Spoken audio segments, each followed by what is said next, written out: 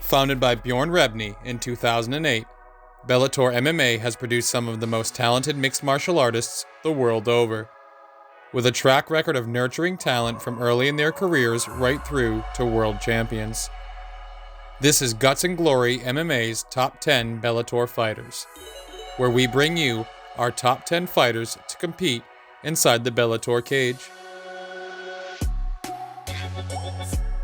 Please subscribe to the YouTube channel for content made by fans for the fans. Hit the bell to be notified when our videos go live. Coming to Bellator on the heels of a 9-3 run in the UFC, Mousasi came over with a ton of fanfare. He proved the hype was justified with a win over Alexander Shlemenko, the former middleweight champion. Mousasi would go on to win the middleweight title in just his second fight with the company. Mousasi would win the title for a second time and would main event all the events he's been featured on so far.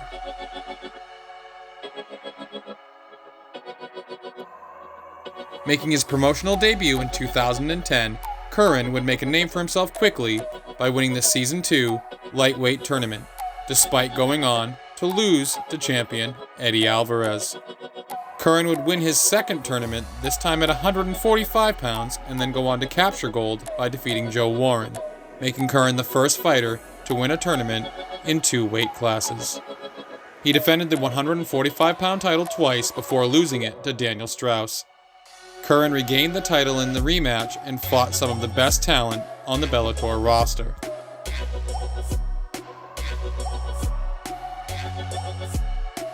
Debuting in 2008, Brooks would start his time with the organization 1-1. Brooks would go on to win 8 straight, including avenging his lone career loss to Saad Awad.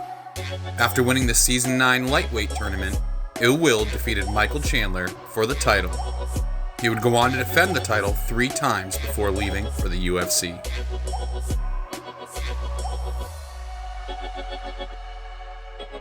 Debuting in 2015, McKee is the definition of homegrown talent, having amassed a perfect record of 17-0, all within the Bellator cage.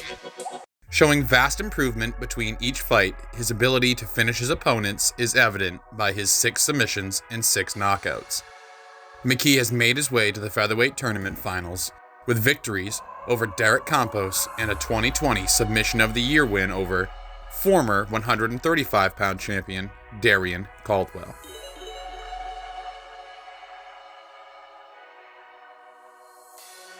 Coming into the organization as one of the best 205-pound fighters in the sport, Bader made an immediate impact by defeating Phil Davis for the light heavyweight title in his first fight.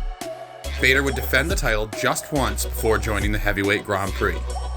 He would go on to defeat King Mo and Matt Mitrione before knocking out the legendary Fedor Emelianenko in just 35 seconds to win the Grand Prix and capture the heavyweight title simultaneously to become the organization's first ever double champ.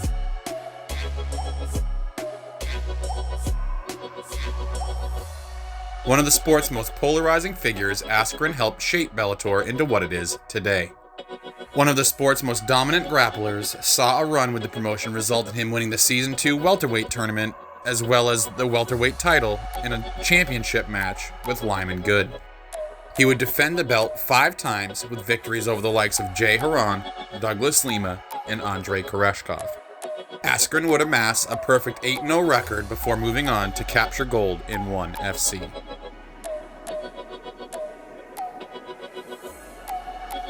The Underground King debuted in Bellator at the organization's very first event. He would go on to defeat Toby Imada to win both the Season 1 tournament and the inaugural lightweight title at the same time.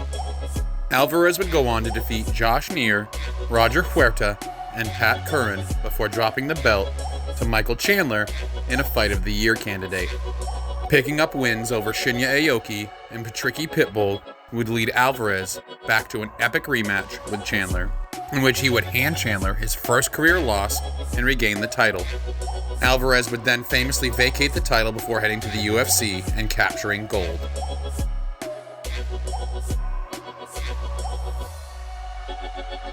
Signing for Bellator in 2011, Lima had 23 fights before making his debut. It wouldn't take long to make a splash, as Lima would win the Season 5 welterweight tournament with a vicious knockout of UFC vet Ben Saunders.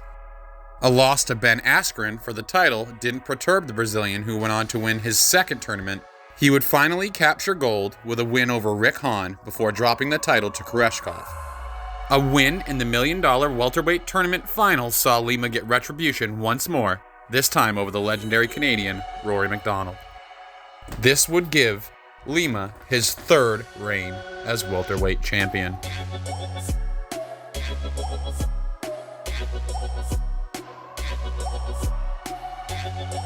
Holding a promotional record of 18-5 and becoming one of the best lightweights in the sport, Chandler made a name for himself within the promotion.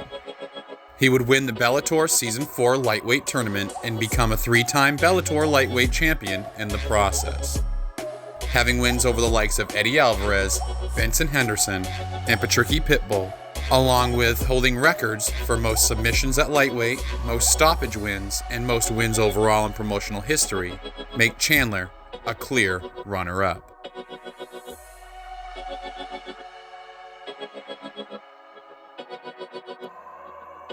As the name suggests, Patricio fights with a ferocity that few can match.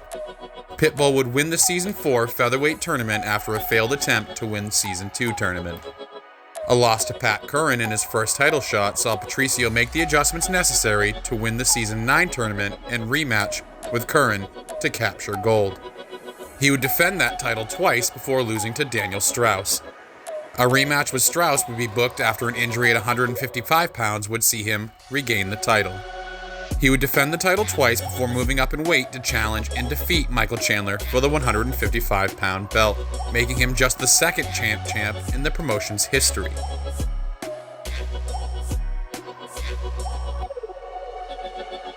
Thanks for tuning in. We will be back next week with another Top 10 video. Please like and subscribe.